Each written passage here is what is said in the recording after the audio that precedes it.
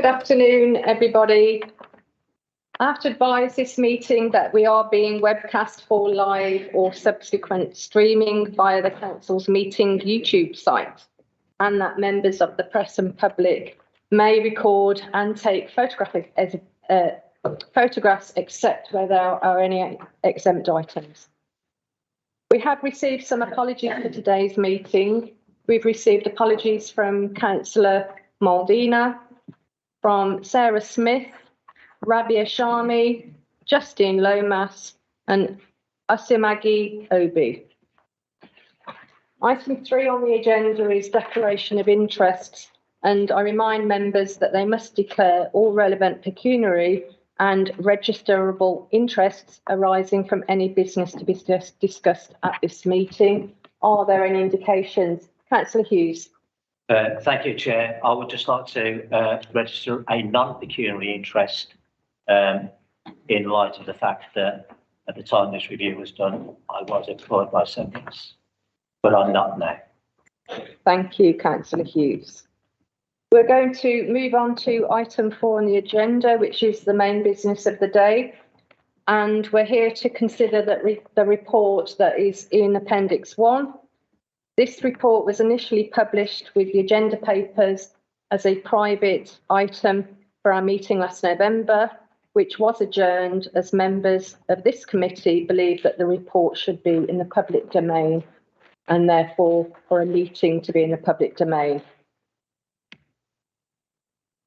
So I would also like to welcome today Sue Harrison, our Director of Children's Services, the Cabinet Member for Education and Children, Councillor Karen McCarthy, the DfE appointed Commissioner overseeing the improvements of SEND in our city, John Coughlin, and also Rebecca Hillard, Director of Council Management. Welcome, everybody.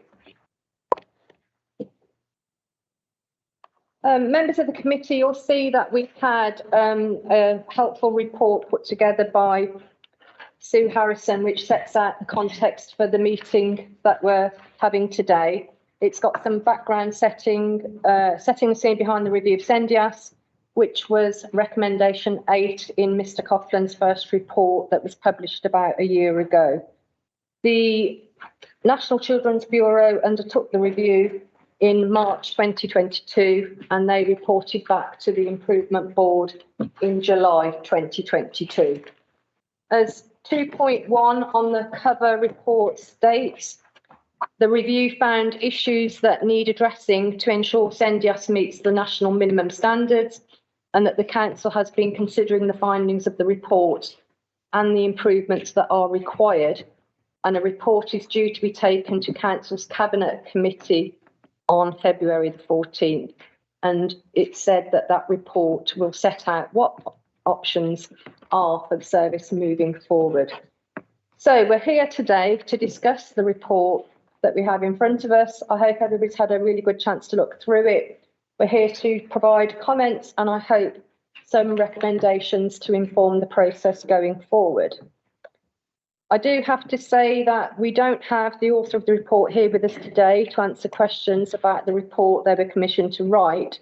However, the Director of Children's Services has agreed to answer scrutiny questions, and any that she is unable to answer will be directed back to the National Children's Bureau. Any questions so far? Fantastic.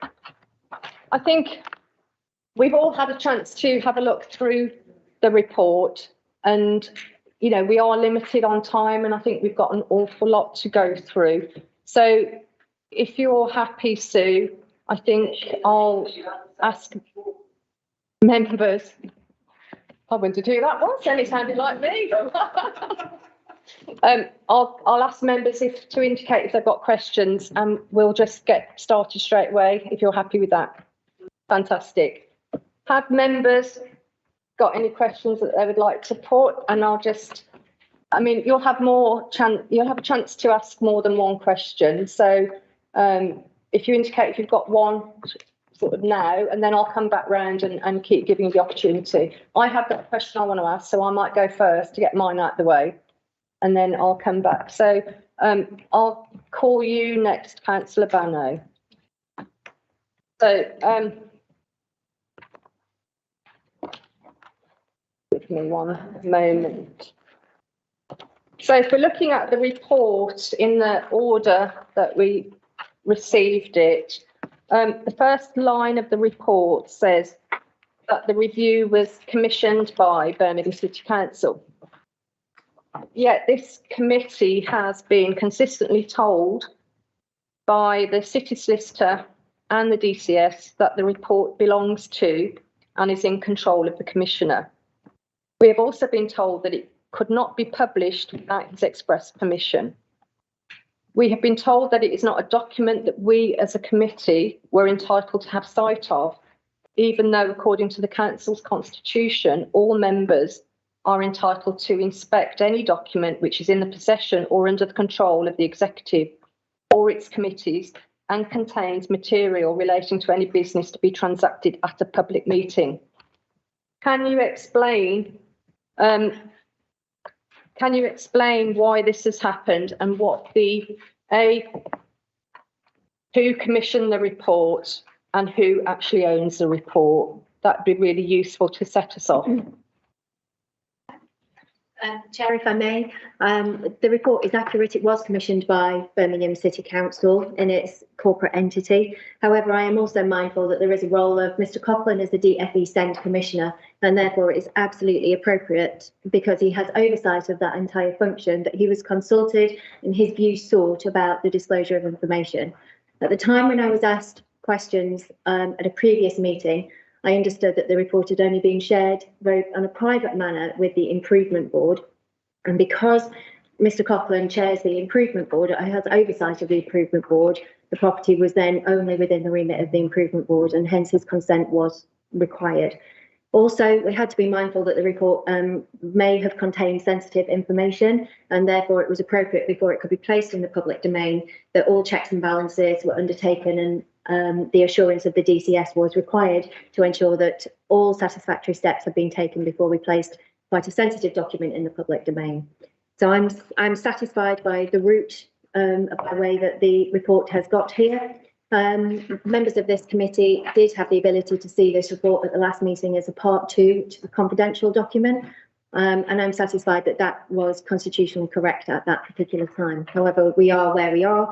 Members of the committee voted that this was deemed to be a public meeting. Steps have been taken since that time, and now the report is in the public domain in a suitably redacted manner. Thank you for that. Before I come to Councillor Morell and Councillor Hughes, I'm grateful for the long answer to that question, but I'm hoping that we can have more succinct answers so that we can get through all the questions today. I know. 2 questions. Councillor Morell, is it on that point? Yeah, it is. Thank you, Chair. Just to give some background to this, I mean, the thing that I really, you've hit the nail on the head, firstly, Chair. It's the lack of transparency that I think is a grave concern. It's the very reason we're here today. We shouldn't really be having this meeting. I'm the Shadow Cabinet for Children and Young People on Birmingham City Council. I have been since last May, and I've been member of the SEND Improvement Board, and I respect the confidentiality of that Improvement Board.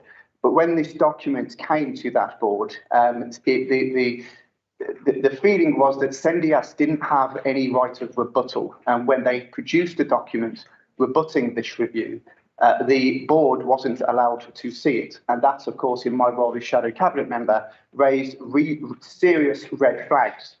So I've consistently been calling for this document to go into the public domain. In particular, what we've been calling for is if SENDIAS is so, if the report is so damning into the review of SENDIAS, then SENDIAS, because it's a vital service to parents in this city, should have the right to come before a scrutiny committee and be scrutinised by us, which fundamentally is what I've been calling for. And not only has the can been kicked down the road, not only did we vote at the last committee for that to happen, but we're now standing here at this meeting and SENDIAS are not in front of us. We've got the Commissioner, the Director of Children's Services, the City Solicitor, Strategic Director of Council Management and the lead Cabinet member. Where is SENDIAS? SENDIAS need to answer these questions. because that's fundamentally what we're getting at here. We want to know if this review is legitimate or not. And we simply aren't getting to those answers, aren't we? We may as well be talking to ourselves, Chair. Thanks, Councillor Morrell. Point of information. Councillor McCarthy? Councillor Morrell, you'll recall that you weren't in the room, and I respect your reasons for not being in the room. The Teams meeting, sorry. It wasn't actually, it was a hybrid meeting, so there were a lot of people. I was joined by Teams. You joined by Teams, as did the Commissioner. And you also didn't see the reaction of those in the room to the information that was circulated. So the recollection of many people who were present in the room is very different. They had 5 minutes to before the I chair think moved it.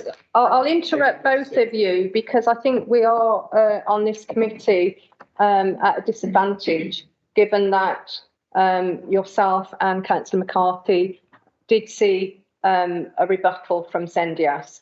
And actually the question for me would be if there was a response to the review by Sendias at that time, then when will this committee have a chance to have a look at that information? And if that is not going to happen, then why not? I think those are important questions. Councillor Hughes. I'll withdraw, Chair. Thank you Let's move on. very much. Chair, may I just respond on that? Yes, certainly. I'd like to remind very respectfully the committee that the Director of Children's Services is present. The person authorised by the council to respond to this report is the statutory officer responsible for delivery of this service, which happens to be Sue Harrison, who is appointed by the council as the Director of Children's Services and therefore ultimately is responsible. Also, in terms of council governance, the Chief Executive has authorised Sue Harrison to speak on behalf of this report, and it is Sue Harrison who has got the authority to respond to questions and speak on behalf of this service. I think I've already said that to a committee on a previous meeting, and I apologise if you're hearing this again, but I am satisfied that the appropriate person to speak to this report is present before you this afternoon. Yeah, and I totally agree with you. And, you know, that is why we're happy to have Sue here to give us the opportunity to ask questions and get answers. I don't think Sue's had a chance to say anything yet. So we must all, you know, give Sue a chance to respond to our questions. Councillor Bano. Thank you, Chair. Page 1 says that the report is based on detailed discussions with key individuals on the management information available and has required an exceptional level of due diligence. Can you explain why only 5 people were engaged with directly, 3 of whom are City Council officers, 2 being Senate and a representative from the PCF Parent Care Forum and an officer from Sendias? And how does this present as an extensive investigation? Yes, please, Sue. Yeah, obviously, not being the report author, I can only give a limited answer. We can ask Rosemary the same question if you like. However, there is a methodology that's an agreed and tried and tested methodology that the report author used, which the National Children's Bureau have adopted across all their reviews of Sendias services. And this is in fact why we chose them to produce the review, so that we would have some comparison across the country. So they use that methodology, which is very much around the national minimum standards and the compliance. The interviews were part of the piece of work, which was extensive because it also involved looking at a lot of data and a lot of other evidence. That's all the detail I can provide. John, you might want to give a bit more. If I may, John, I'm happy to bring you in, but please. Chair, National Children.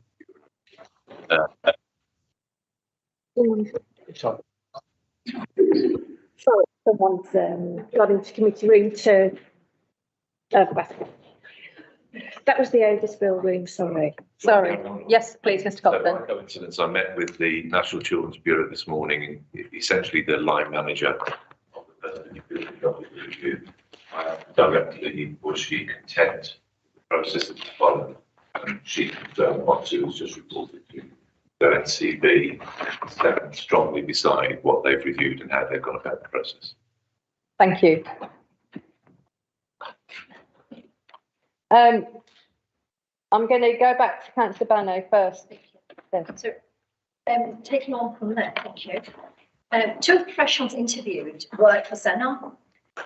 Bearing in mind that SNDS offers support to parents wishing to challenge decisions made by Senna, well over 90% of the tribunals finding in favour of parents, how is it fair to base so many conclusions of the report on what Senna says when so many of the decisions were found to be wrong in law? I'll make a general point that most tribunals find in favour of parents across the country, that Birmingham is in line with other local authorities in that respect. I can't comment on why the author chose to interview two Senna, apart from there was an established methodology which she adhered to, and as John said, her line manager was also happy that she'd adhered to that methodology. If it's possible, it would be really good to look at the recommendations and look at the compliance issues, because this is said with a lot of respect, but we need to be focusing on what those recommendations say we need to do as a council to ensure that we're meeting those statutory recommendations. So the process is the process. Happy to take more questions to give back to the author. So I do hope, Chair, that we can get on to talking about the recommendation, because I'm just conscious we've got very little time. Yeah, and I'm happy to do that, but I think that there are questions to be asked, and even when you refer us back to the methodology and that everybody's hunky-dory happy with the way that the review was undertaken, well, actually, and I'm sure others, have got some questions around the method and the validity of some of the evidence that has been used in that report to describe the lack of compliance. So I think it's important that we do get a chance to ask some of those questions, and that we will, of course, look at what needs to be done, because we need to have a service that is compliant and does provide the support, information and support and everything else that SNDS does to the children,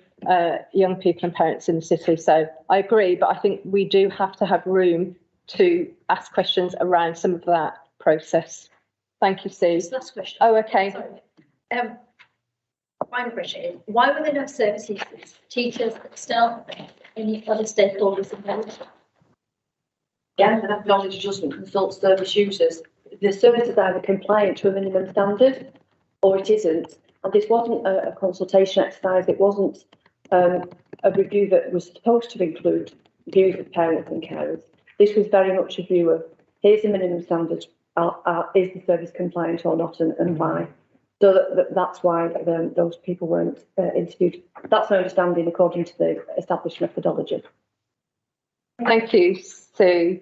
I'll come to you just a second, Councillor Birmingham. Janie referred to the management board, and the management board has been referred to in the report several times, but called the steering group. And I think we just need to be clear that when the steering group is mentioned, it's actually referring to the independent management board. And I'm sure you know, Sue, that the role of the steering group is purely advisory and has no management function. And over the years, it's been made up of, a range of people: school heads, educational psychologists, SENCOs, other academics, school teachers, all sorts of people that have got real experience, but also of parents and parents of children with special educational needs. So, it was a bit disappointing where the report, and I know that you can't answer this, Sue, because you can't talk on behalf of Rosemary, but it was disappointing that it was almost made out to be a very negative board that didn't include a couple of other people, even though it had all this vast knowledge and experience presenting. And I just wondered whether you could explain why the steering group management board was not invited to participate in that review, even based on the methodology that you said that the review is based on. The methodology doesn't include any consultative groups. It is very unusual for SENDIAS to have such an arrangement, and the reviewer wouldn't have been aware that that was the arrangement. And consequently, she was following the tried and tested methodology. Thank you. Councillor Birmingham. Thank you. I do always worry about one size fits all, but we are where we are. On page 2 of the report, the author says that one option for SENDIAS would be a restructure that includes extensive staff training. All SENDIAS staff are trained up to at least level 3 of the independent providing special education advice and legal training. This training is, as you'd expect, certified training. All staff also have extensive familiarity with the SEND code of practice, which is, of course, a statutory document. Can you explain then how it is that SENAR managed to make so many decisions that are not compliant with the law of the land and clearly in breach of the code of practice, and yet the author is suggesting it is SENDIAS rather than SENAR that needs the benefit of significant staff training? Where, if you could tell me, is the evidence that SENDIAS staff need staff training? That is a question I was writing out through in detail. I don't think there's ever been an assumption that SENAR staff do not need training or development. But in terms of the minimum standards, it's apparent that the staff were not delivering to the minimum standards, and they need to understand that better. And my understanding of the report, not to put words in the reviewer's mouth, is that this training and development referred to a better understanding of the core purpose of SENDIAS in terms of delivering the statutory duties at the core minimum standards, and an understanding of the family support aspects of SENDIAS, which is not part of those minimum standards. And indeed, that the staff have responded really well to the subsequent discussions that we've been having about the nature of their work. They've not been easy conversations, but again, staff have been really helpful, and it's great that they've had all the IPSA training. That's the best training in the country. I recommend it myself to members of staff. So I'm happy they've had that training. I don't think it was meant to be kind of critical of the training that they've had. It's just a comment that in order to deliver the core minimum standards, there needs to be a better awareness amongst those staff about what those standards are. That's how it comes out in the report as being. Thank you. Thank you. Thank you. Just when we talk, just to go back, because I'm going to bring in Councillor Clancy and Councillor Jan, but just when we go back to talking about the methodology of the review and the fact that no consultation or other stakeholders were engaged in it because of the prescribed methodology that the National Children's Bureau were using. So if there was no mechanism in place, and that's what you're saying, there's no mechanism in place to engage with parents, children or young people to inform that review, then surely that is in itself is breaching the code of practice that states when, I can see in the corner of my eye Mr. Coughlin shaking his head, but in it 2.6 and 318 state that the local authority has a duty to consult, and not just with the Parent Care Forum, but with parents and children and young people in the planning, commissioning and reviewing of services.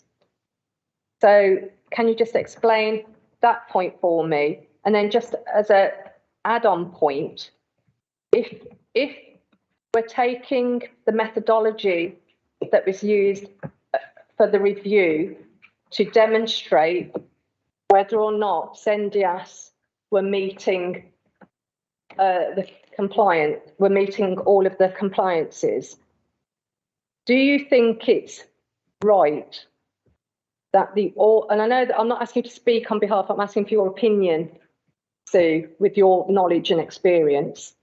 Do you think it's right that anecdotal and often hearsay evidence was given such gravitas in the report when actually a lot of that so-called evidence was based on discussions with parents making comments on Facebook pages.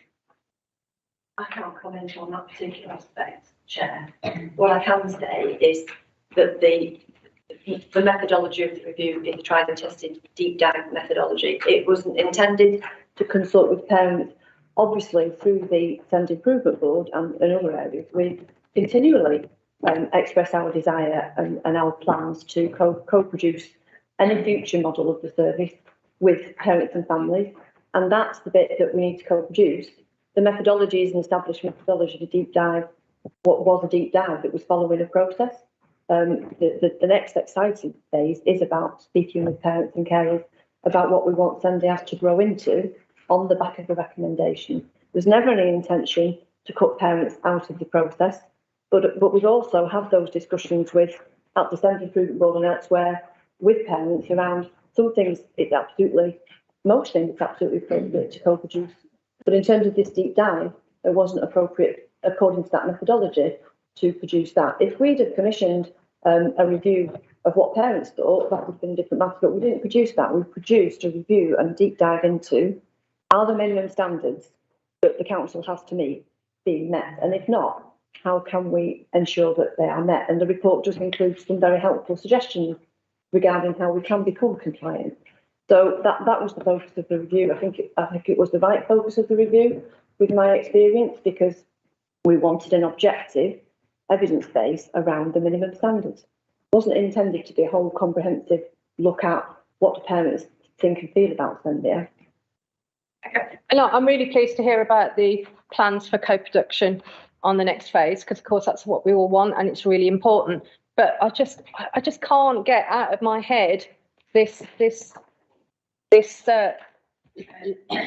use of evidence that clearly is not validated evidence to demonstrate what parents are saying, because parents weren't engaged with, apart from one parent that was mentioned in the report, one parent who was apparently the voice of all parents.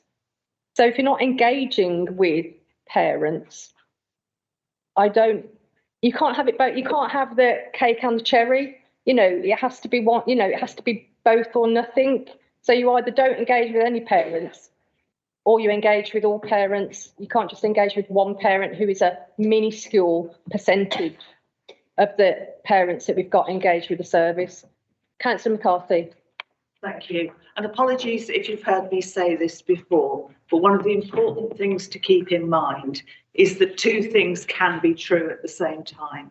This can be a well-loved service, but it can also be non-compliant.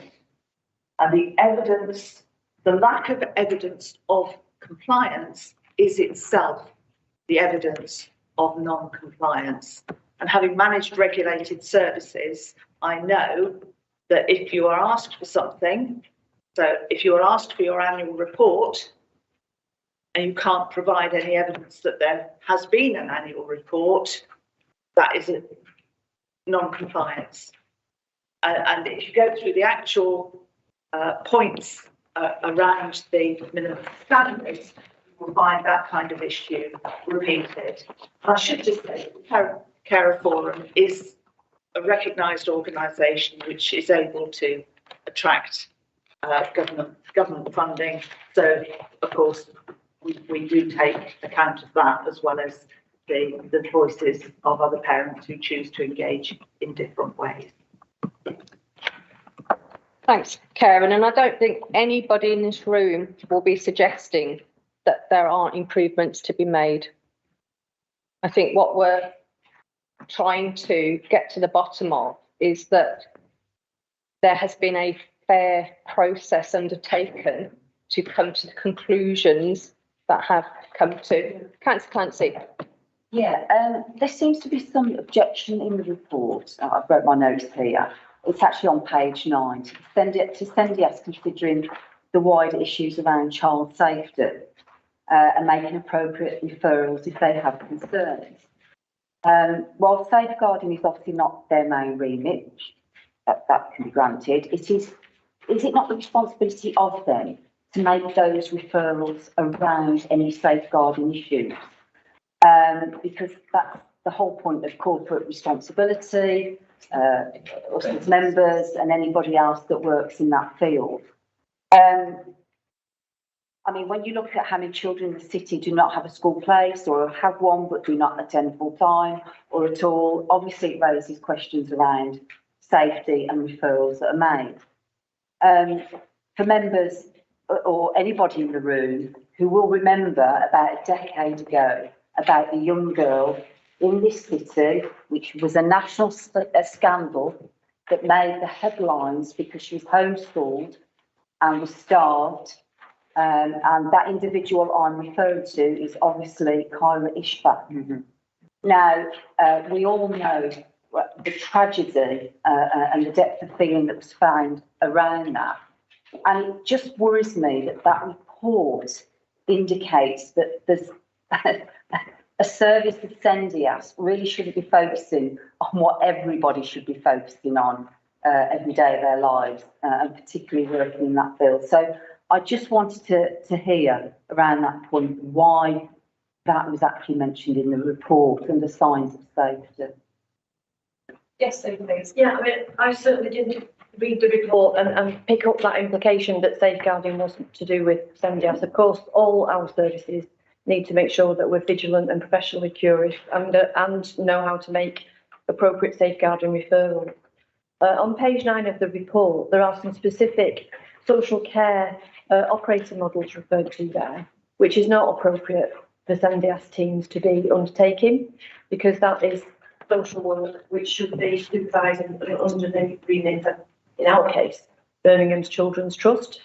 So this was a focused, over focus on social care methodology meant an under focus on the statutory compliance with the minimum standard. And that's the conclusion brought forward in this report. In themselves, genograms and signs of safety discussions are absolutely appropriate, but they weren't being carried out by the appropriate people, as is flagged by this review, because Sendias officers, many of them are social work students actually, and supervised as social work students, but it's not appropriate to be doing that work under the remit of Sendias. It is absolutely appropriate to be doing it under the remit of Birmingham's Children's Trust. Indeed, that's now in the process of making sure that early help family support work sits where it is. There's an additional risk actually in Sendias workers carrying out this work in terms of confusion over who is social care, who is Sendias, who is Senar. And there has been confusion that I think is reflected in the report, which was absolutely unintentional. But in terms of moving forward, we need a lot more clarity around roles and responsibilities. And I read the report in that light, absolutely not, that it was saying that Sendias isn't to do with safeguarding. So I wouldn't have that view myself. I'm going to bring in Councillor Jan in just a second, but just on that point, Sue, in terms of the students. So, I mean, you must be aware of the agreements that were reached with the universities under a previous DCS to offer placements to students within Sendias. So there was an agreement to do that was signed off by a previous DCS, not the previous DCS, a previous DCS, to do that, which isn't ideal because, you know, students are only there for a short amount of time and, you know, there's a lot of movement and churn. Somebody likes that churn word and I can't remember who it is, but there is a lot of movement. But and it means that service users, you know, have to deal with more change and not as stable situations. But it was very clear that those social work students were doing work placements within Sendias. And yes, some of those would have been social work placements. They were social work placements, so some of that work would have been that social work aspect. But that was all, you know, that was all put in place previously. And if that was an issue, why wasn't that picked up sooner? It's just- It has been picked up, hence. No, it's been picked up in the report, but it's been picked up, 6 months since, you came in as DCS, but the previous acting DCS didn't see it as a problem, and the previous DCS who actually put it in place didn't see it as a problem. So it was mentioned quite negatively in the report, and then it was used as this is a problem, and this means that the service isn't compliant because of this, that, and the other. But actually, it was an agreed. It wasn't something that they were doing that they shouldn't have been doing, because it was an agreed practice that that had been agreed previously. That's all I'm trying to say. Mr. Coughlin, you want to come in on that point, but then I'm going to bring in Councillor Jan. I'll try to answer that point, not to speak on behalf of the director, but from my own role and on this issue of safeguarding, because I understand Councillor Clancy's point, and it's well made. But I would want to stress on my own behalf, firstly, how strongly I agree with what Sue said in answer to that point. And then as what you went on to ask about, Chair, it is simply not sustainable to run an effective safeguarding service on behalf of the City Council. Remember, you're still accountable for that through the work of the Children's Trust. It does not absolute clarity where the responsibility for safeguarding children lies. Now, all agencies that encounter children have got a safeguarding responsibility to an extent. The issue that was revealed by this audit was that the CENDIAS engagement with safeguarding, through, for example, use of a form like signs of safety, had strayed into a blurring around the core responsibility of the safeguarding agency within children's social care. I just want to inform you as a committee that I regarded that as an extremely serious issue, and it's right and proper that it should be resolved. In answer to your question, Chair, I think it's a good question. I don't know why the previous but one director made those arrangements. If they did, they needed to make those arrangements with absolute clarity about that issue to do with who's responsible for proper safeguarding, if you pardon the expression, and to make sure those lines of accountability were drawn into, for example, any social work placement. So, which you should do in CENDIAS other than in the widest implications. It doesn't surprise me that Sue didn't see this until this review came forward. My answer to you would be that it's one example of the malaise in the wider SEND failings in Birmingham that we've been trying to fix. Thank you. Councillor Jan. Thank you, Chair. I've listened to mechanisms, improvements, and just going back with what Sue Harrison, what you've said about training staff, additional training. I'm a keen believer in that, because it's important when you're part of an important service, whichever service, staff do need to be updated, trained, new skills, because we're in a fast-growing pace city. Services are changing, people are changing, young people are changing. So I'm a strong believer on educating and improving skill sets for the individuals in certain roles. It is important because every child matters, as we know. So if they're more well-equipped a bit more, and they can potentially support that young person a bit more, of the families. But my one concern is young people that are being home tutored, homeschooled.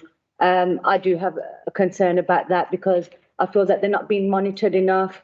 There's a lot of concerns going on whether they're being taught. There's one instance where I can give an example where a young person will wake up whatever time they want, they go on the computer, play a couple of games, and they think they've done their maths and English. But we know that education goes deeper than that. So that's one of my main concerns. And how would you be looking at monitoring home students who are being homeschooled? Thank you. Thank you. Chair, shall I? Yes, please.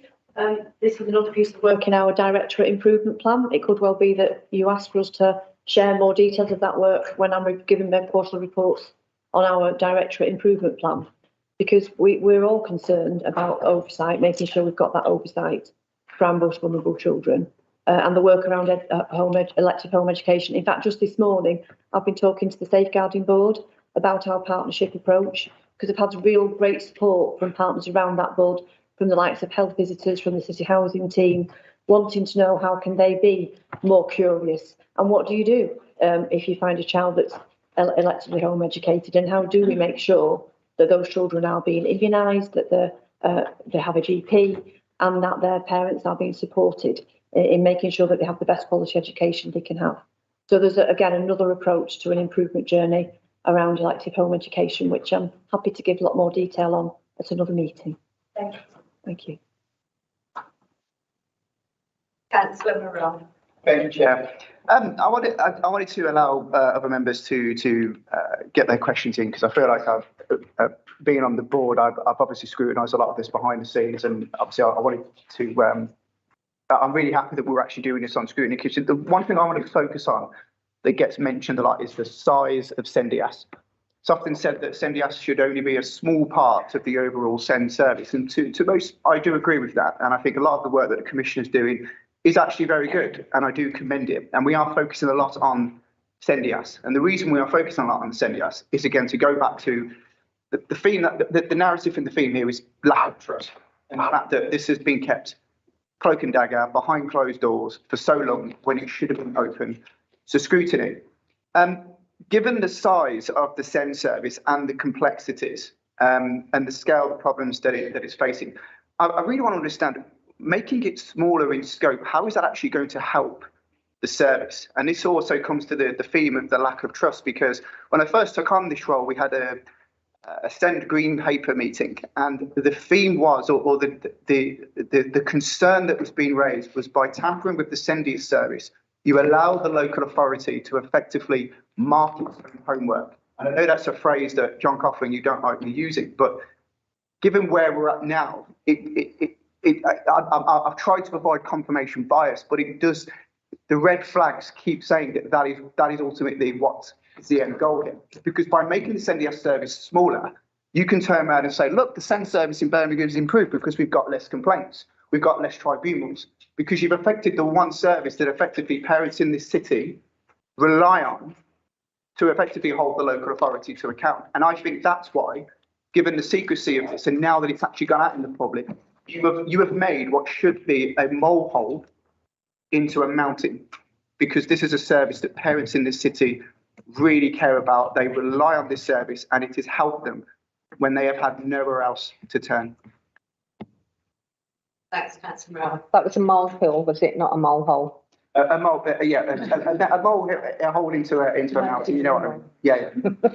Was there a specific question in that? Or was that just a comment? The size. Why is it that? How do you think making the service smaller is going to help? Mr. Coughlin? And of course, address the issues of trust and transparency. I'll do my best. So I don't think I've ever said the service should be smaller in its actual size. I think there's probably an argument, I'm not familiar enough, to suggest that the service needs more funding going forward. I'm not sure about that. I think that might be an argument. That will be part of the process that the options appraisal will go into. What I'm saying is that the service needs to be focused on its brief, so smaller in scope, not necessarily in size. It needs to do the job that statute designs it for. While it's not been doing that job properly, as we've just talked about with regard to safeguarding, for example, it's strayed into other roles. And it's that particular issue which takes us into saying we need to reform SENDIAS alongside all of the other reforms. We can't wait to do it. So just to be clear about it, it's about focus on its core business, on its compliance, which is the necessity as far as I'm concerned, not its size. I have to say, Councillor, and I want to say this absolutely clearly, I categorically reject the notion that I, as a DfE Commissioner, would come into this role with a view to protect the service from the proper concerns of parents. You've made that point before in this committee. I've tried to reject it, and I'll make it absolutely clear now. I have no interest, none whatsoever, in anything other than this service improving on behalf of parents and children in the city. That I would collude with some process to protect the service from proper jurisdiction, from proper oversight. I have to be really, really clear with you, Councillor. I do not accept that view. In terms of transparency, I want there to be as much transparency as possible. Again, we've had this conversation several times.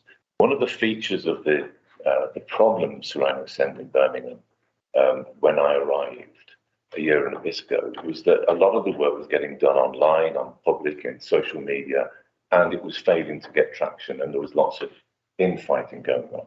So unapologetically, I've tried to apply some discipline to the work of the improvement board. My sense is that the senior officers have found that an effective approach to making sure they can get the difficult decisions of management and business done. I share categorically your hope and wish that there should be as much transparency as possible. But I think we've just got to be careful about what transparency is for, how and when, because you've got to get some very, very difficult work done still, which needs to be done under the cover of confidentiality, not secrecy. Thank you. Councillor Birmingham. I'm just going on Councillor Miles' point about the appeals and the size, and I think we can agree that with the size of Birmingham, you're going to have a larger number of appeals that reflect the city status. The NCP report, though, does not make it clear that following a decision made by the City Council, there is a strict 8-week deadline for a family or young person to make an application to SENDIAS.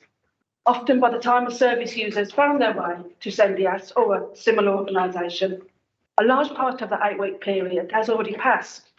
I would like to know if you believe that lodging an appeal with SENDIAS precludes the council working with parents, carers, young people or representatives in seeking to resolve the issue, when surely what it does is protect the right of appeal. Do you want to take that one? Yeah, I mean, obviously we want to mediate with parents, we want resolution approaches. At the same time, we want parents to have their legal rights. Again, I don't think I've ever said that we want to reduce the number of appeals because we don't like appeals. I would like to see the number of appeals being reduced because parents have reached resolution. There's a national system that is trying to be fixed nationally, and I'm not using that as an excuse, but it is a background which is appropriate to refer to every now and again. That we are trying to fix things in Birmingham that are broken across the country, the tribunal system being one, actually. I'm very empathetic to parents that enter a legal tribunal system which uses legal language which is not a pleasant system to enter. But absolutely, the right of appeal is an important right, and I wouldn't want to disrespect that right. However, I am insisting that SENAR officers get in touch to try to resolve issues that parents have. There'll always be examples where we do not agree with parents, and those will always need to go to tribunal. We need to make sure parents feel empowered. In fact, that's another kind of recommendation that comes through this review, is how do we better empower parents? Because we don't want them reliant on SENDIAS staff or any other staff. We want parents to be supported, to be their own champions as far as they can. And I think that's an important thing to think about when we co-produce the service moving forward. But obviously we want to keep within the law, and there are times in the past where we haven't as a council, and there's times where we've apologised for that. And part of this system learning is SENAR giving the right advice. And we're putting an awful lot of training and development and support into the SENAR. As you know, we're having a new structure for SENAR. It used to be that you had 5 or 6 handoff points. Now we've got 1 caseworker. We're building those relationships. And at the same time as strengthening that service, SENDIAS will be able to focus on those core statutory minimum standards in order that we've got a balanced system where parents have an objective place to signpost them and to support them, knowing their rights, but also knowing that we will mediate wherever we can. So I think it's a delicate balance that you describe, and it's not an easy situation. We obviously want to stay within the law, but we also want to be relationship-based and supportive of mediation and make sure that we're approachable. And we know that in the past that hasn't been the case. There's plenty of evidence to suggest that. Hence the fact that, again, at the parents' meeting last week, the parents did receive very well my acknowledgement that SENDIAS was answering the phone in the past when SENAR weren't. And that was a gap in the system. But now we're having SENAR becoming functional, and there's still some way to go, still a considerable way to go. But they are on that improvement journey that's overseen by John as our Commissioner. And we're convinced that those milestones are being hit, and we will continue to improve. And then we will support parents in having more confidence in the system. Because I accept now you don't have much confidence in the system, and neither do parents. So we're committed to building that up by delivering what we say we'll deliver. And part of that has got to be the reform of SENDIAS as much as the reform of SENAR and those other teams. But that doesn't mean that we won't be respecting the right to appeal, because that's an important right. Sorry, Chair, just following on from that. Do you think then that if the author of the report had spoken to parents they may have been able to consider the number of appeals in the light of the challenges of SEND systems locally, which, for example, have seen numerous finalised DHCPs naming a school by type rather than naming a specific school, which does not therefore allow the child or young person to access any particular setting. Acknowledging that we need to improve our support for parents. Again, the report, I think, doesn't say that we've taken parents to tribunal unnecessarily, that parents have gone to tribunal unnecessarily. And I'm really happy to clarify this point, actually, because it's been said to me, oh, you just want to stop tribunals, and that's not the case. I don't want parents to go through tribunal because it's a very distressing experience, but I accept that sometimes parents need to do that, and we need to support them in that difficult place. So again, there is no desire, just because we don't like tribunals, to stop them, but there is also an absolute desire. There was very little mediation, very little resolution in place, and that's not right. That parents should be rightly, and they are angry about that. And we should be able to have that mediation in place, and we're taking lots of steps now to make sure that we do that, and that we hold officers responsible for ensuring, and schools actually, ensuring that those opportunities for mediation exist. And again, this is the systems approach. SENAR, of course, will play its part, SENDIAS will play its part, but so must schools play their part, and it's great that head teachers are on the SEND Improvement Board and they're talking to John about how they can support this change of culture, which means that our children are included, and parents shouldn't have to fight so hard to have inclusion for their children. And I'm committed to championing those children and making sure that we have an inclusive system, and that's a difficult journey, but one which we're going to achieve. I've got people chomping at the bit to come in, Julie, so bear with me a second, because Sue, I don't think anybody's suggesting that that you don't want tribunals and trying to stop tribunals.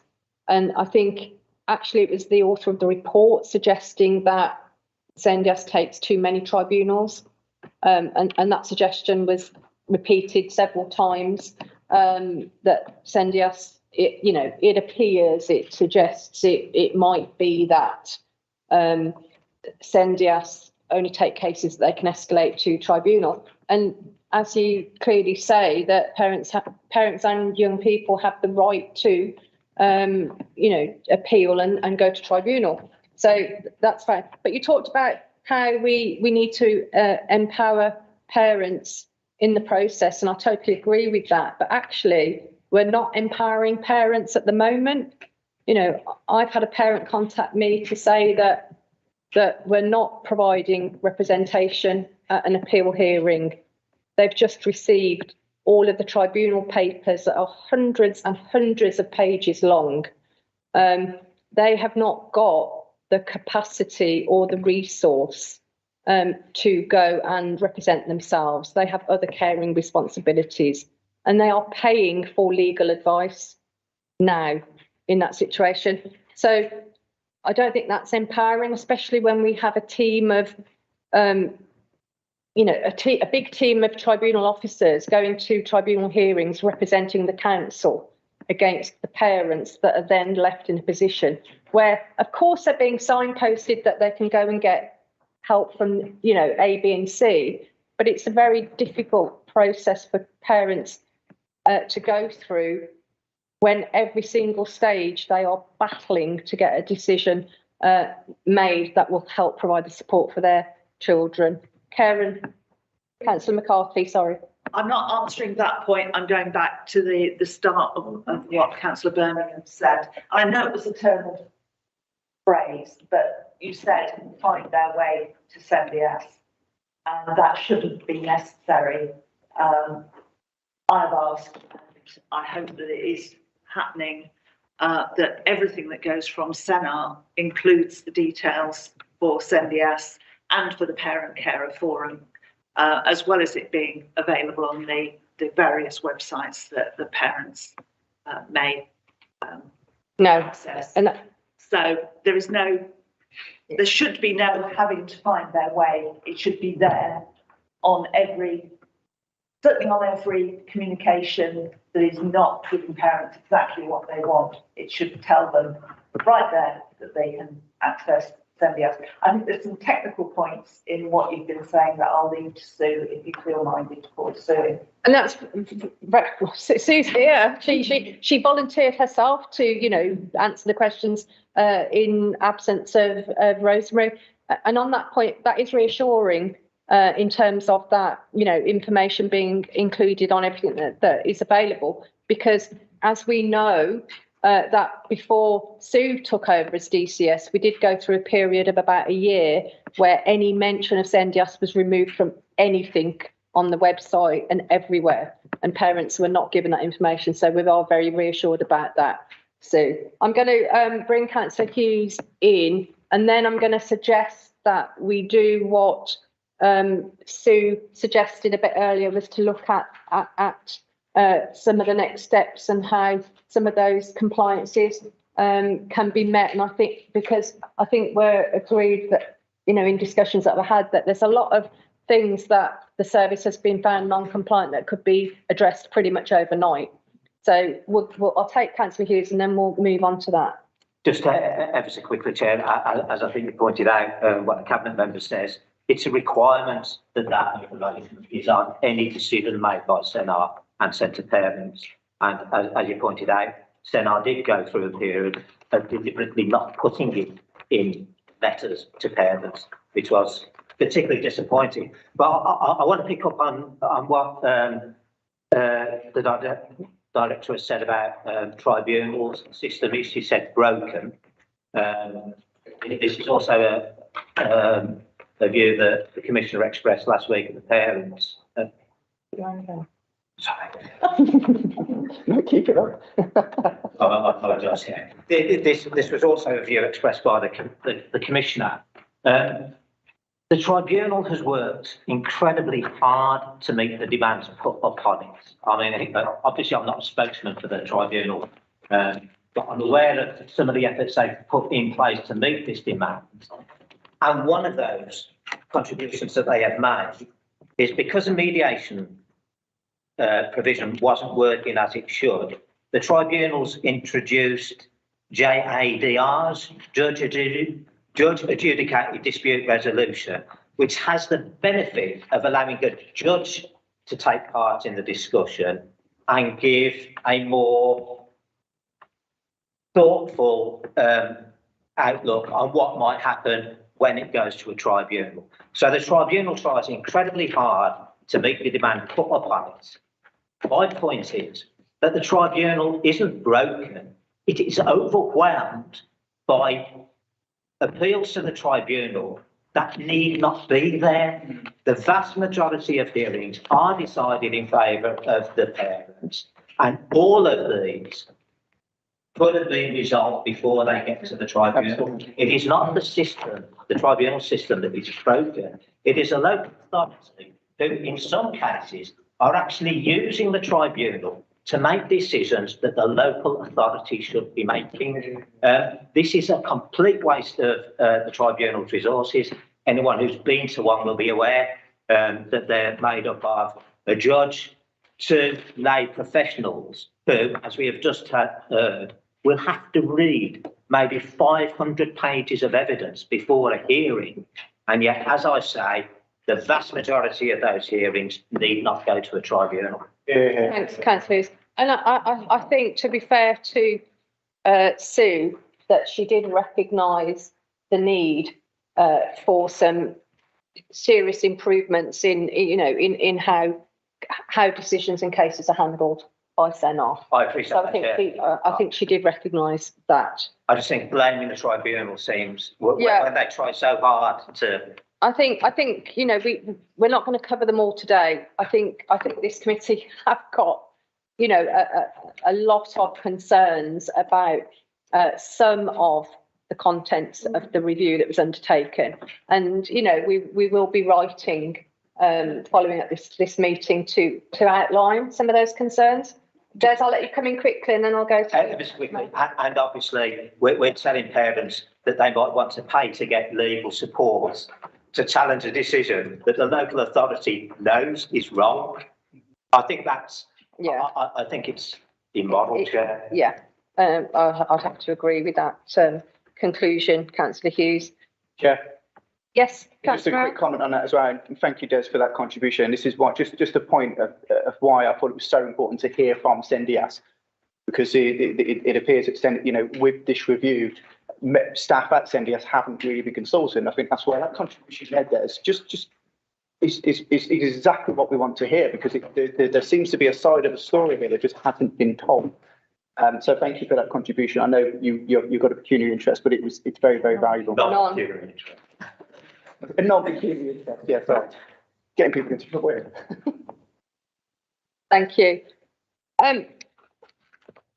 Because I'm looking at the time, and we probably have only got about 15 minutes to complete this next little bit, but Sue, you were keen to go through some of the suggested actions and to tell us a little bit about what your thoughts are about how what the roadmap to compliance might look like and what the next steps are to reach that point.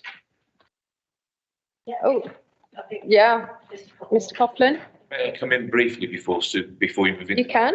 Just because there's been a couple of points made which partly referred to me, but I just want to make sure that we're clear about context as well in the main chair. I'll be very, very brief, respecting in terms of time. Firstly, with regard to Councillor Hughes' point, sorry, I think we're saying the same thing but slightly differently.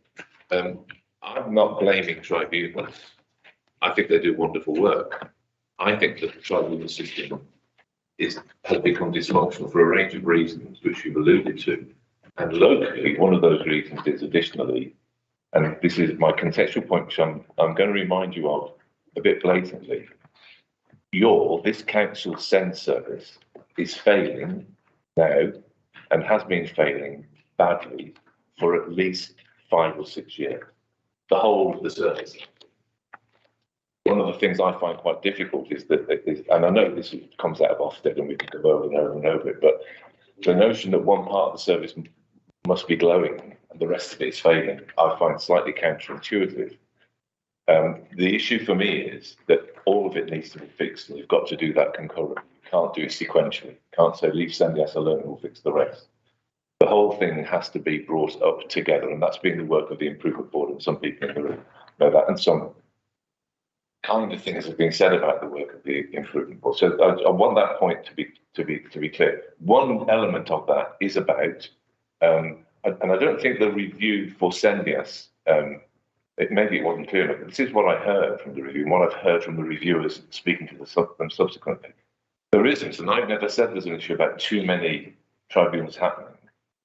There is a potential issue about tribunals happening too quickly because of the paucity of quality of support through Senar and because of the nature of the relationship between Sendias and the rest of the system, I would argue. Sorry, Mr. Coughlin, just explain that to us in terms of there isn't enough consideration them happening too quickly. About alternatives to tribunal being considered more collaboratively on behalf of parents, because you've got services and systems in place that represent those alternatives.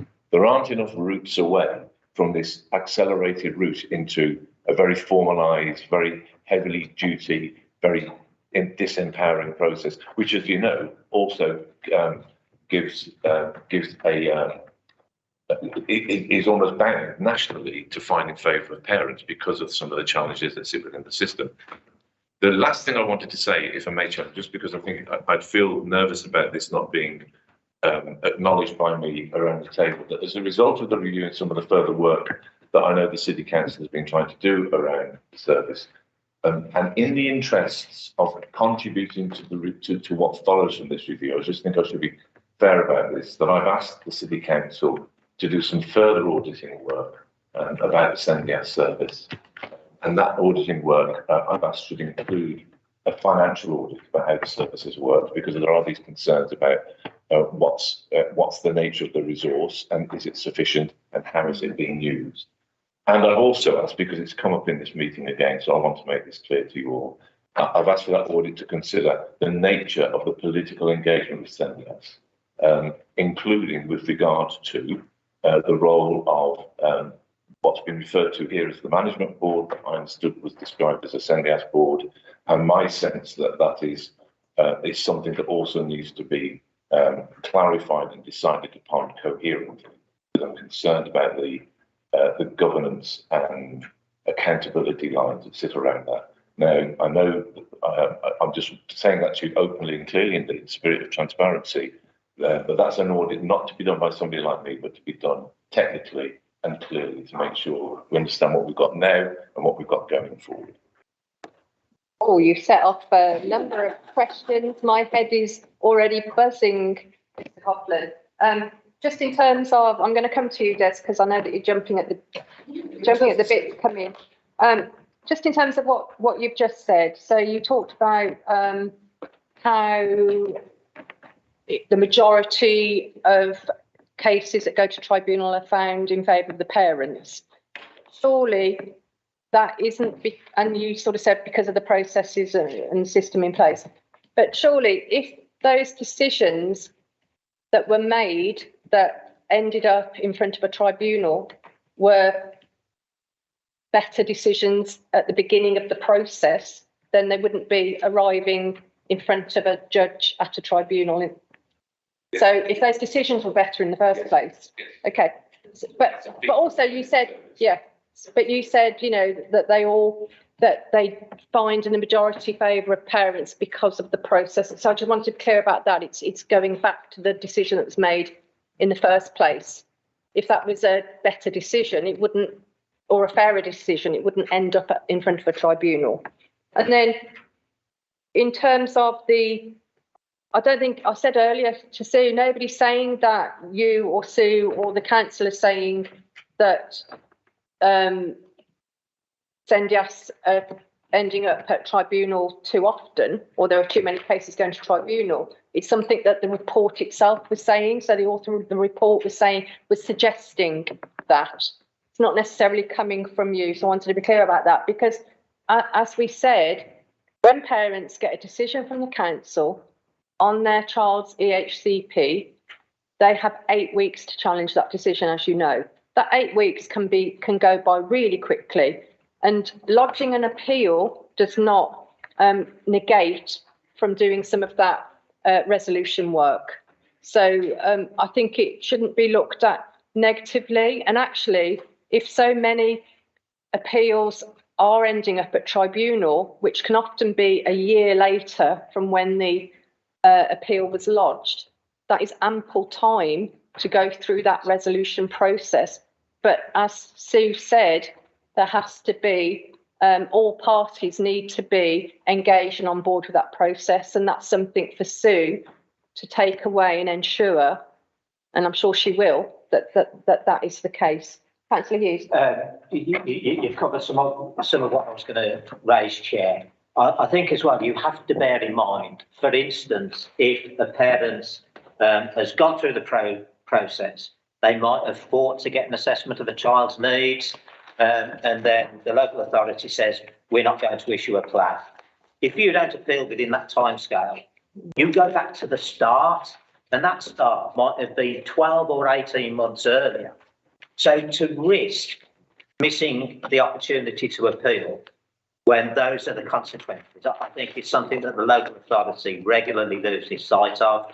As the Commissioner's aware, there were parents at that meeting last week who have appealed again, and again.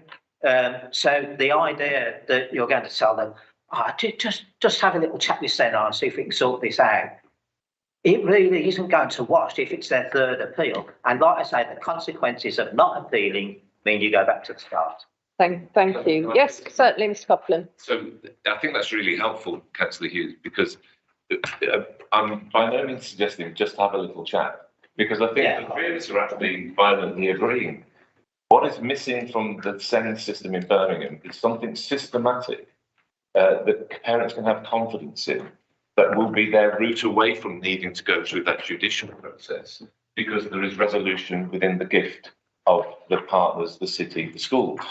And what I'm saying is being drawn out in part by this review, but also in part by some of the other work that's been done through the Improvement Board, is that approach to navigated, negotiated solution to support parents to avoid their need to go all the way down the track to the tribunal process. That's missing fundamentally. It's not there strongly enough.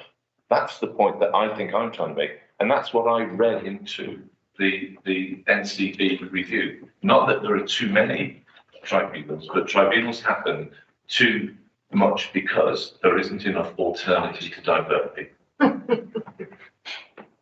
And that's often the problem, John. I think that's the problem with this review in terms of, and I'm going to bring you back, Councillor Hughes, in terms of a lot of it is so subjective and then can be interpreted differently by the reader, like yourself. So you'll read something that you take to mean one thing, and then I could read it and it says something different to me. And I think that's very much the problem of a report that has been put together that contains a lot of suggestions and maybes and possiblies. But it isn't based, sorry, hang on, Councillor Morrell, that it isn't necessarily based on factual information that is evidenced and valid. So I think that's the problem. Councillor Hughes and Councillor Morrell. Just you mentioned there as well about the insinuation that Sendias wants to rush to appeal. As we've already discovered there, an appeal might involve 500 pages of evidence. The idea that a support officer wants an appeal is frankly the most ridiculous thing I think I've heard. Because if you can signpost somebody, you read, not heard. I think I'm entitled to say from experience, my favourite intervention when I was with Sendias was having a school meeting and realising that everybody was on the same page, and you just walked away happy, content that all that probably was a little bit of a blockage in communication, it's resolved. But the idea that Sendias wants to spend all its time like chasing appeals that involve 500 pages of paperwork is... We dream of being in that position, Councillor Hughes. And Thank you, Mr. Coughlin, no, I know. Mr. Coughlin said we are finally agreeing, but we do agree on a lot of the points. We do agree on. But we have to, there are always going to be disagreements on some. Just to be clear, Chair, it was the insinuation in there. In the report, not the Commissioner was saying that. So. Not you, Mr. Coughlin, but the way it was written in the report, I think, is Councillor Hughes. I just wanted to make a comment on what you were saying. I think we can all agree it's a very poorly written report, and it was one of the reasons why I wanted to make sure it was scrutinised. Just even the way it was formatted as well, just some of the evidence was embedded into it. It just wasn't a very, very well written review at all. I think a bit more, if I may, Chairman. Yes, certainly, Chairperson. To the agency that was commissioned. I've spoken to them extensively since the report, and they stand by it. They're credible people who know their business intensively. And I would certainly want to distance myself from that kind of I stand by my comments. It was a very poorly written review. No, Councillor Hughes. I think we'll come to that maybe in the summing up, because I have got something to say about that. But before Sue, are you all right if I come to you in terms of, this report was, and Mr. Coughlin, this report was sent to the Improvement Board, 6 months ago? So what's happened in the last 6 months? Has there been any work done in the last 6 months to address some of those very easy non-compliant areas, such as setting up some social media, which I believe was set up previously, but was taken down, doing some work on a website, changing some forms. There are some really easy fixes that could tick those boxes and make them green very quickly. So I just wondered, in that 6 months, has there been anything done to get to that point? And then we're not going to go through every single point on this thing, but are there any key ones that you can pull out and tell us what work needs to happen. If I sum it up, I think there are three main areas. One key one is the uncoupling, for want of a better word, of the SEND front door and the SEND front door and the family support with the core work. Right, sorry, Sue, to interrupt. Forgive me, but can you explain, because I'm confused and I'm sure other people are confused about what is being referred to, because I know there's been a lot of narrative around the family support work. The front door uncoupling and blurring of boundaries stuff has been mentioned in the report and referenced several times. My understanding, and we've talked about students, so if you can explain, were they doing front door work in your eyes, or were they doing family support work? I'm not sure. But the report references front door as being carried out with additional resourcing during COVID.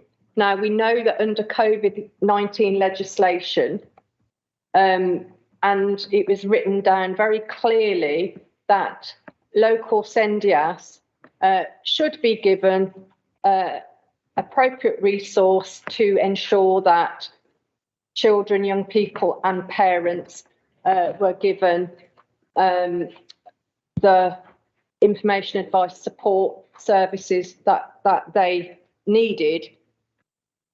So SENDIAS, through that funding, were given 30 agency support workers who were there to assist and support and do that IAS work. So in the report, that was referenced as being blurring the boundaries with the front door work. So I was confused reading all of that. So if you give us just some clarification on what is being referred to as family support work, which SENDIAS don't do, blurring the boundaries with the front door, and that COVID support, COVID-19 regulations, because they were temporary legislative changes to allow for that to happen. And that was done under the previous DCS, so that was all signed off and delivered, and they remained, those agency workers remained in place. So, yeah. In order to help the service focus on the statutory minimum standards, we've spent the last 6 months unpicking that confusion, because it was confused. And in reality, the staff, which, brilliantly supporting families in the best way that they could, we've had, in the end, the only way we could properly understand the work was to talk individually to each one of the workers, which is work that's been ongoing, to understand with them, how much of your work is core work, how much of it is family support work. So if I'm saying family support work, for just the ease of communication, is everything apart from the code of practice and the minimum standards work. So when you're doing a home visit, and you're doing a home visit to support a child's behaviour, that is family support work. So there are, different ways of referring to it. You can call it a front door, you can call it multi-agency, you can call it different things. But it's true to say that in COVID there was an extra resource given so that work could be done. But moving forward, we need to unpick, well, how many actual core SENDIAS workers do we need then to remain in the council, and how many of these family support workers will move over to the Children's Trust, where they can have that appropriate oversight from the early help teams in the Children's Trust, and that family support can continue. So until we unpick that, some of these things, they are sequential, aren't they? Unpicking that and understanding that will then better enable us to co-produce a service moving forward with those members of staff and with the service users.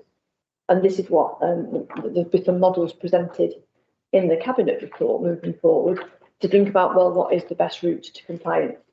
So one really important area is understanding the core business and understanding the family support. Another key. Sorry, Sue, can I just interrupt you again? And I'm really apologise for this, but I'm just trying to get it clear in my head. So with the uncoupling, if that's the family support work that is mentioned in the report, I can't quite understand is why it's Sendias shown as a red, blob saying that they're not compliant because of that. And actually isn't that down to the council to be sorting that out? It wasn't Sendias's choosing to be doing that, was it? That was work that was given to them with the agency support workers under the last DCS to say, there you go away, make sure you're able to provide all of that support and advice information to parents during that period where Senar's phones were switched off and there was no support available there, because basically that department. So, what I'm trying to implied criticism of those workers doing that work. However, what we've got is a service. But there is an implied criticism in the report, Sue. That's what I'm trying to pull out, and that's what I'm trying to understand, because was Rosemary aware, for instance, before she undertook the review, in terms of the student placements, in terms of the agency support workers put in under the COVID-19 legislation? Because if she wasn't aware of why they were there and why they'd been put there, then that would have had an impact on how she saw the compliances, whether they were met or not, and what was going on. Because this whole, and forgive me again, but I've been in a number of meetings where it has been described as Sendias are doing things that they shouldn't be doing. They're doing work that they shouldn't be doing. They've been bent out of shape, and we need to, put them back into shape. And it has been that narrative that has been quite negative. And actually, when you know the detail and the information, it's not of their making. And actually, they were providing a service with those 30 agency support workers under the legislation that the government put in place to make sure that happened, and to make sure that parents, children and young people were being supported. So it's in the report, it's negatively written in that report. Sorry, Sue, carry on. Thank you. In terms of moving forward, it's a really important step, because we can't have a service with some of the information on the data, for example. The systems and processes need to join up the Sendias early help with the early help system. So having separate databases, there were just too many barriers for sharing that information. Where what we want is an early help offer which is integral across the whole of the council. We commissioned Birmingham Children's Trust, as you know, to do that. So while I'm really respectful of how the situation occurred, and certainly from my perspective as the director, I've never criticised the workers for being in the position they're in, but I am saying to them now, because Sendias work doesn't include doing genograms, and it doesn't include that kind of standard safety work. It's not core Sendias work. So unpicking that and doing it with the staff is really, really important, and doing that as well, consulting with parents, is really, really important, so that parents are reassured that the work will continue to be provided, but it won't be provided in the same format. Then we need to focus, as you rightly said earlier, on becoming compliant, and there were some really helpful suggestions in the report, and some of them are about systems and processes. So looking at the data recommendations, for example, we will need to put those into place to make sure we've got effective databases, that will make sure us as the council getting feedback from Sendias as to what are the key themes coming through, how are we configuring our services, that kind of granular information we haven't been able to access. So it's important we can access that. I'm working with my colleague here, with Becky, and the systems people that work on the data. We're doing that in other teams in the directorate, and we'll continue that work with Sendias. So there are some practicalities around making sure that Sendias is enabled to work. One of our commitments to our staff in the directorate associated with the improvement plan is we'll give you the right tools to do your job.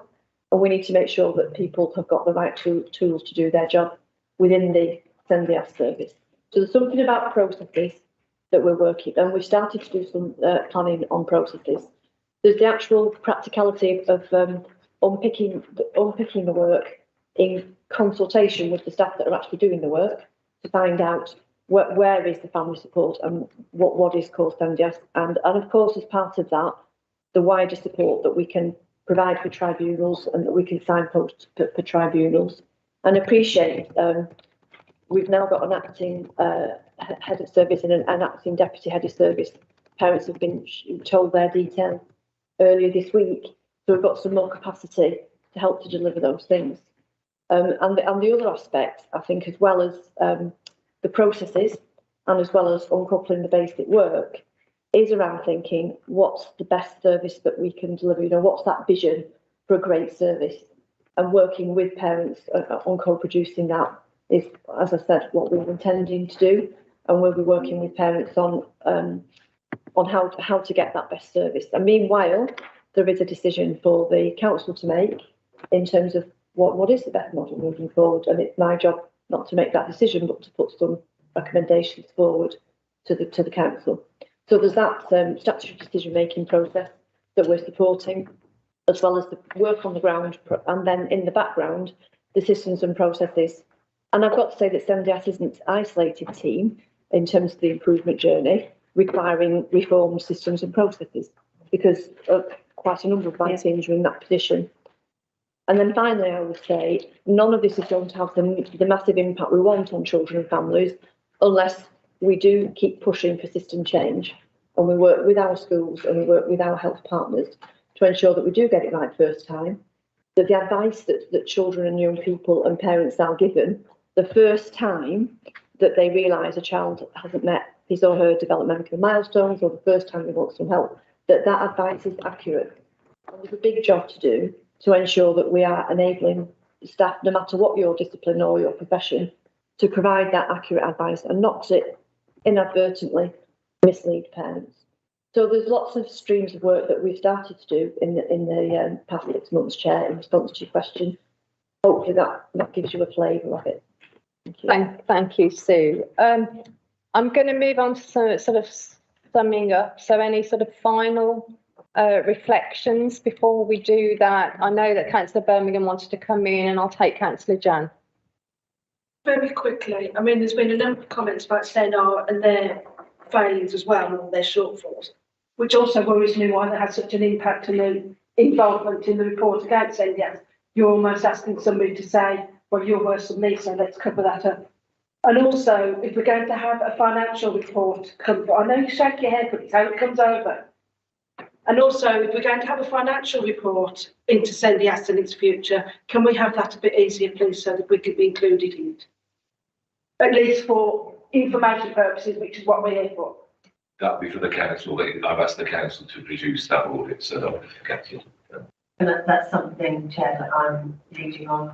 Okay, I was just about to ask who's going to be doing that piece of work. I'm leading on it. The recommendation was for an independent audit, and independent auditor will be appointed. Thank you. Councillor Jan? Thank you, Chair.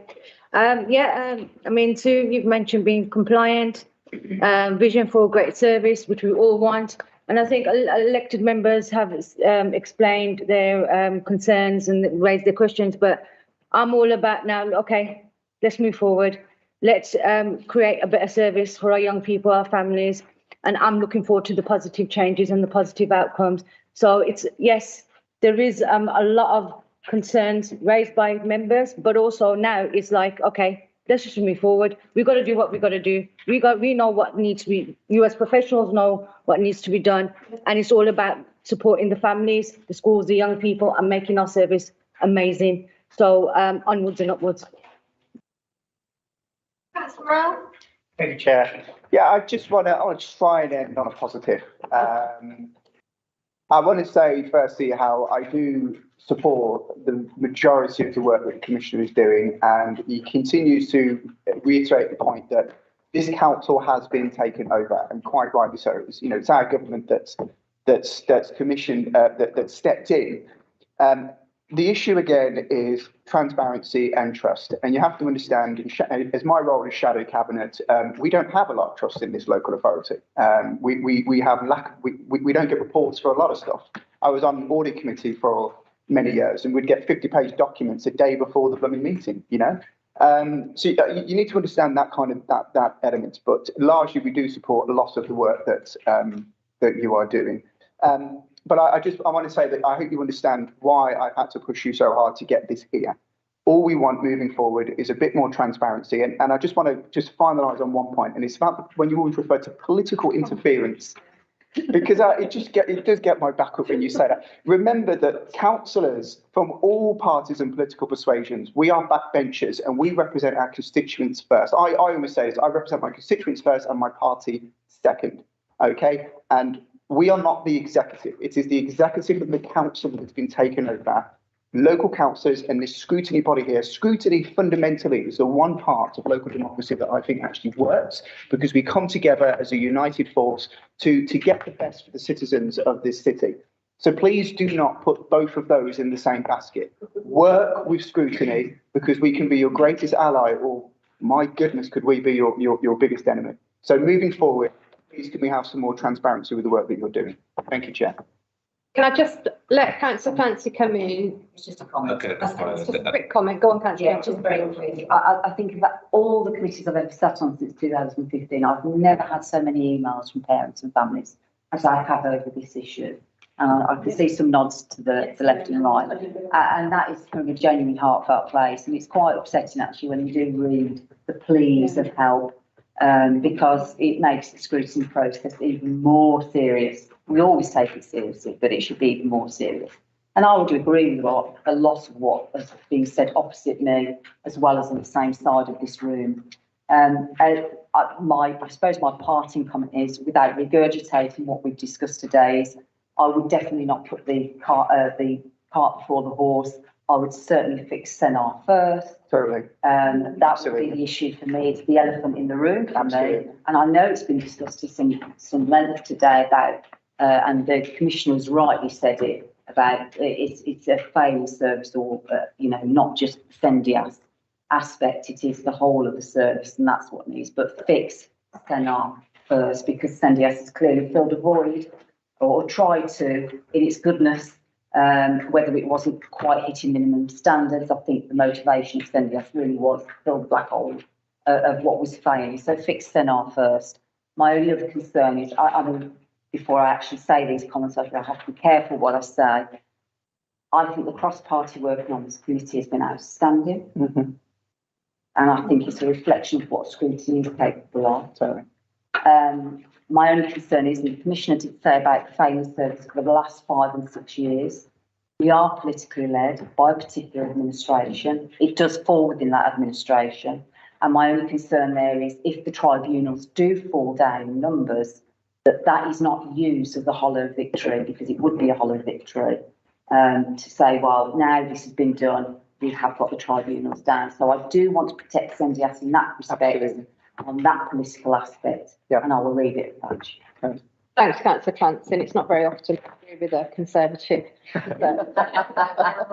Exceptions to the rule. I did say you could put that on your CV. You've United Labour and Conservative. City Council. Kathleen, did you want to say no? Yes, yes, and then I'm going to sort of just sort of sum up. I'll try and be very. Let you all go. I'll try and be very quick, Chair. A number of very important. Please do. I need to be clear about that. One of the most important ones is this is not a takeover. I know that's what it's described as in the press, but it's really important for members and senior officers to understand the nature of an intervention. I'm not running things on 6 days a month, which is the time I'm allocated to work with you. The intervention is about trying to support you taking your accountabilities and responsibilities properly and seriously around Senate. I'm sorry to put that bluntly to you. I'm going to put it a bit more bluntly in just a moment. You're not being taken over. You're being encouraged and I hope supported to get the service to where it needs to be. The whole of the service, not just SENDIAS as an important but relatively small part of the service. I absolutely take on board the points that have been made about transparency. I, of course, am not responsible for the culture of distrust that you referred to. I know that culture is there. I've spoken to you and others about it. We are trying to manage a balance between getting the work done properly in the right managerial space of the improvement board, but also making sure we're as transparent as we possibly can be. So I take that on board. I can't comment further than has already been said about this particular report. I want to make some points about the political comments that were made, because I think this is terribly important as well. Please don't confuse the comments I've made about the politics around Sendias with some kind of critique of political interference.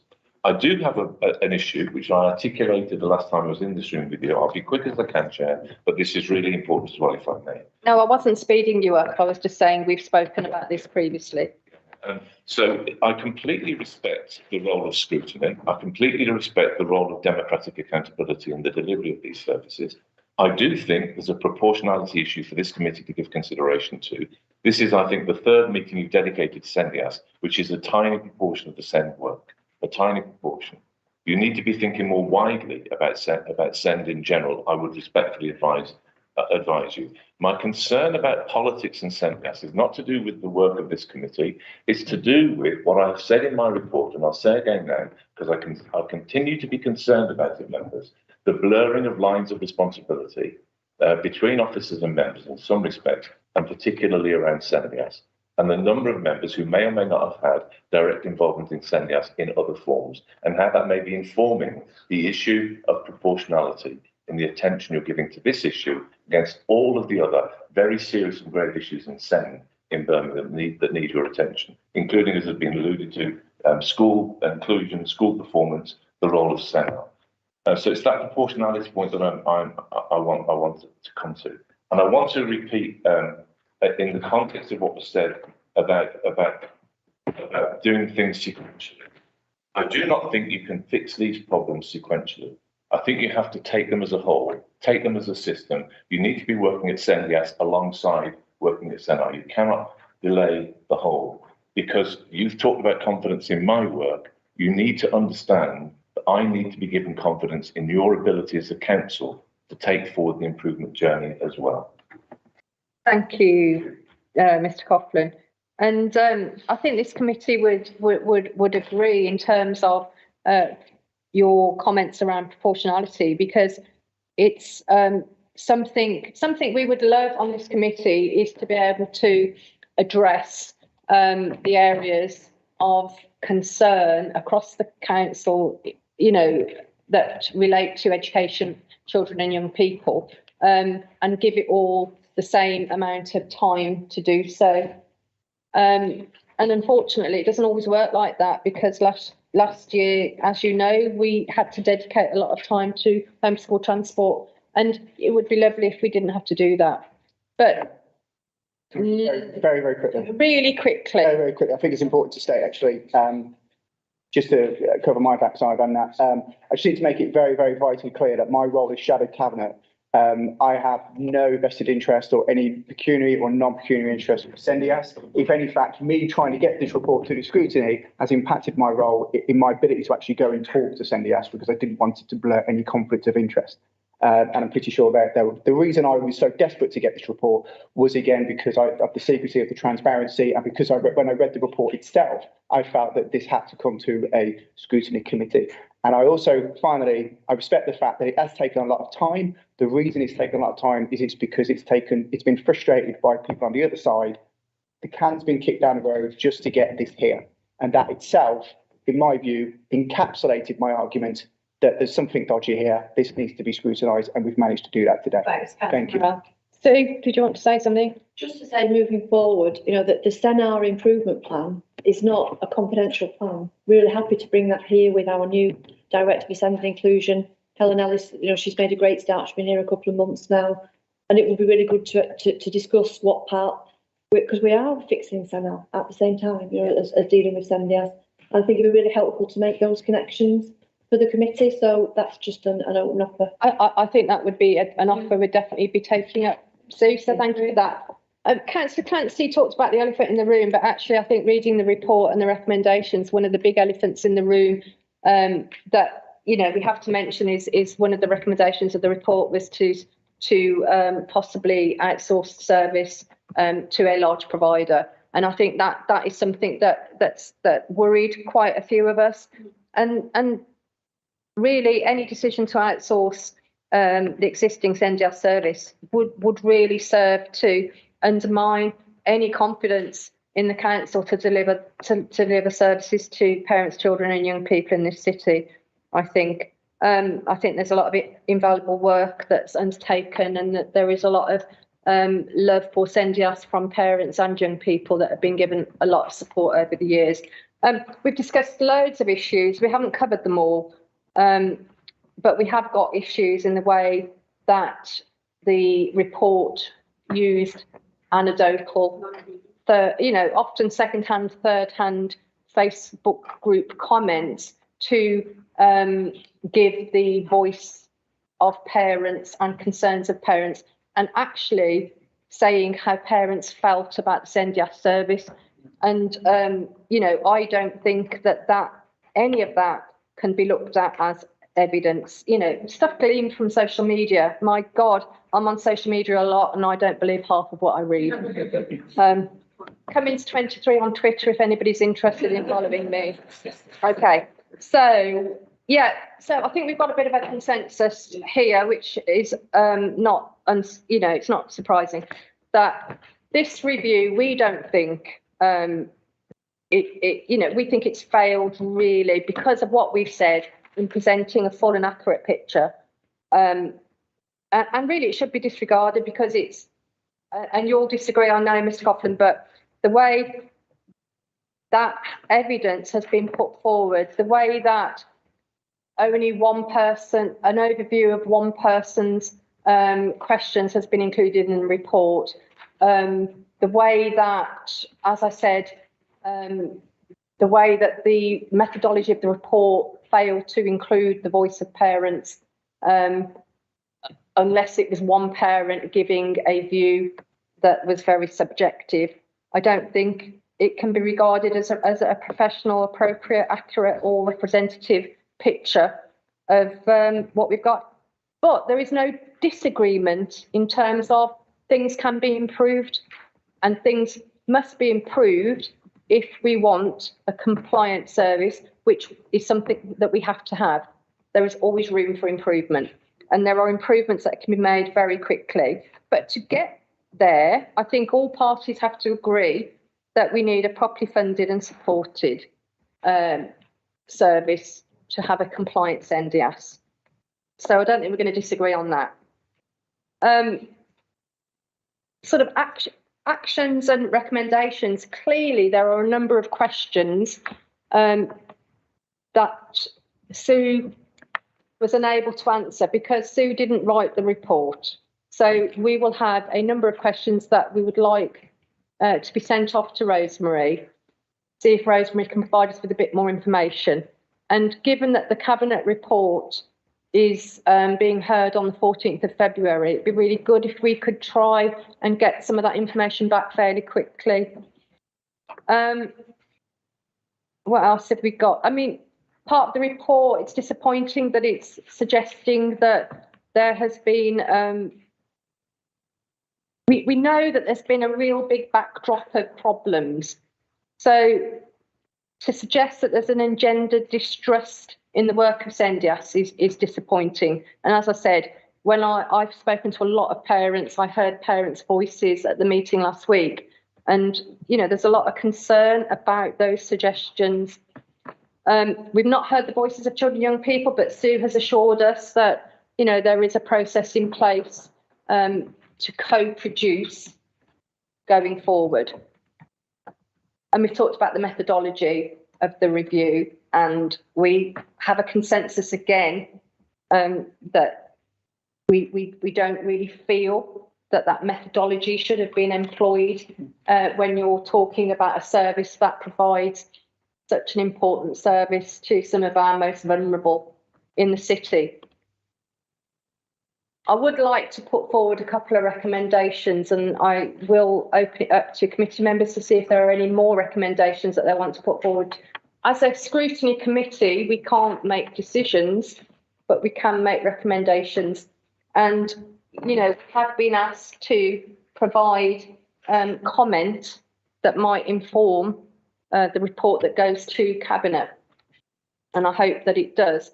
So my first recommendation would be that the DCS, Sue Harrison, ensures that all planning, commissioning and reviewing of services in her directorate comply with the code of practice by ensuring it seeks to engage and hear the voices of children and young people and their parents.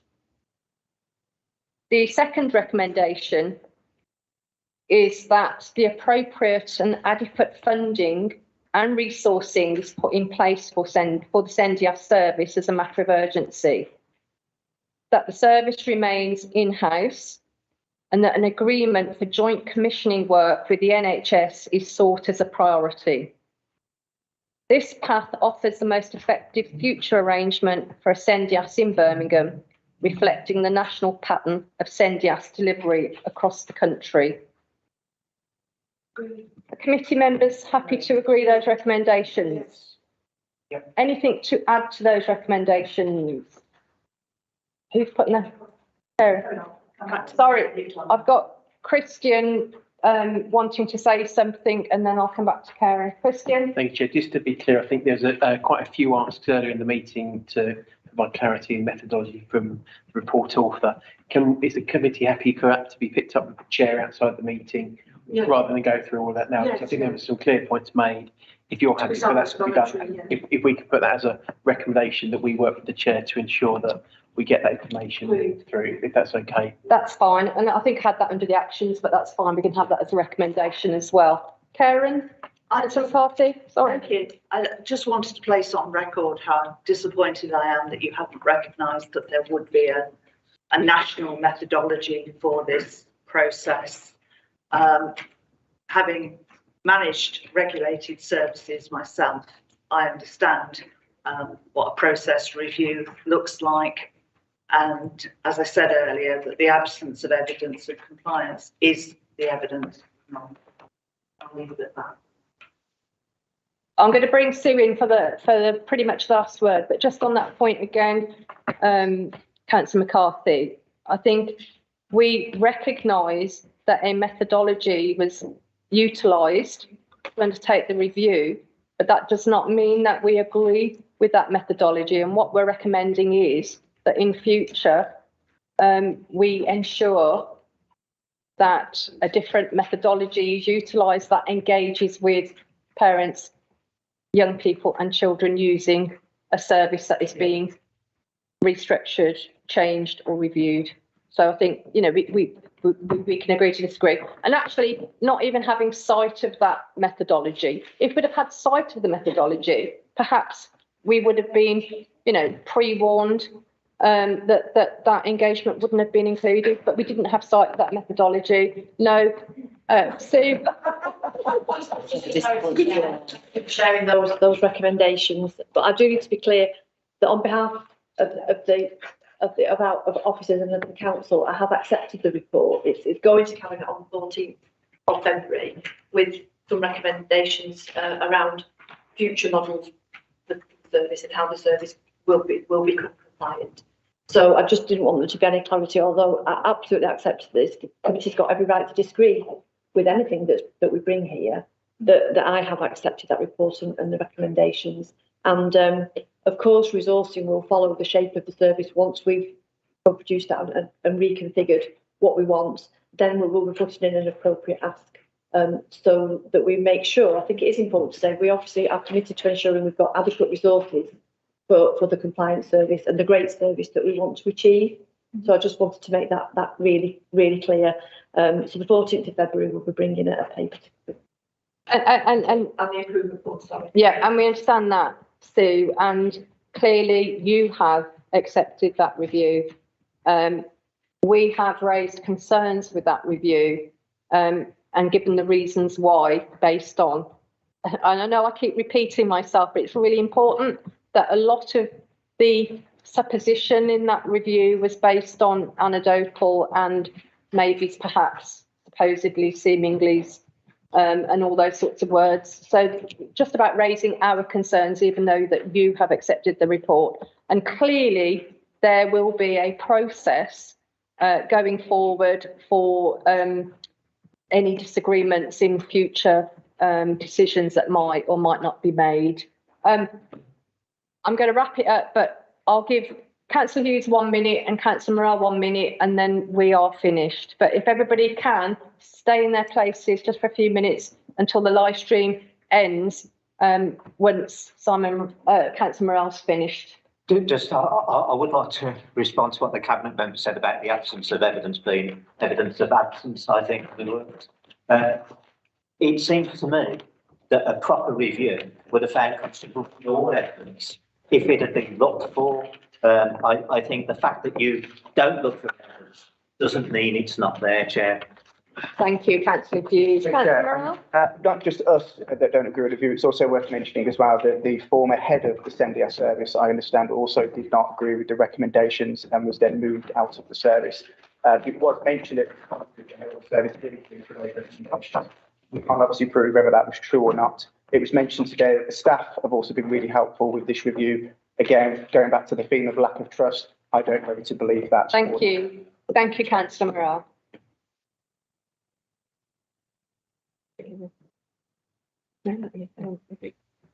And just to say thank you for everybody for coming today. We've had a frank discussion. I think it's been very useful. Thank you for members of the public that have come along. We don't normally have anybody watching our meetings, so it makes a really welcome change for us. Brilliant. Thank you, Chair. Thank you. Thank you for coming.